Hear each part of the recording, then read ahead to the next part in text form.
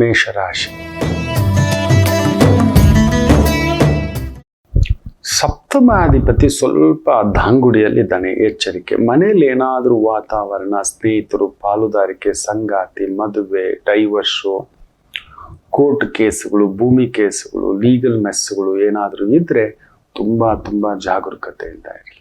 ಶನಿ ಕುಜ ಬೇರೆ ಷಷ್ಟಾಷ್ಟಕ, ಶನಿಗೆ ಶುಕ್ರ ಬೇರೆ ಷಷ್ಟಾಷ್ಟಕ, ಅವನು 6ನೇ ಮನೆಯಲ್ಲಿದ್ದಾನೆ, ಕುಜನೂ ಅಷ್ಟಮದಲ್ಲಿದ್ದಾನೆ.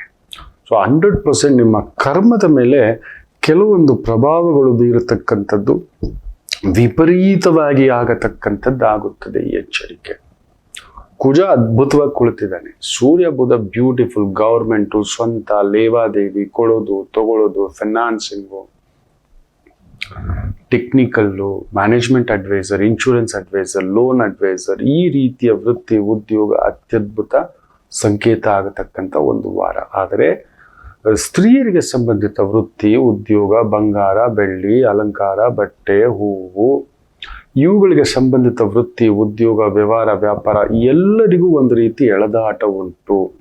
ಅಲಂಕಾರಿಕ ವಸ್ತುಗಳು, ಬಂಗಾರ, ವಜ್ರ, ವೈಡೂರ್ಯ, ನವರತ್ನಗಳು, ಬೋಟಿಕ್ಕು, ಫುಡ್ ಇಂಡಸ್ಟ್ರಿ, ಇಲ್ಲೊಂದು ಎಳೆದಾಟ ಉಂಟು. ಎಲ್ಲ ರಾಶಿಯವರು ಜಾಗರೂಕತೆ. ಅಕಾಲಿಕ ಮಳೆ, ಅಕಾಲಿಕ ಅತಿವೃಷ್ಟಿ, ಭೀಮಾ ನದಿ ಬೋರ್ಗರಿಯುತ್ತಿದೆ.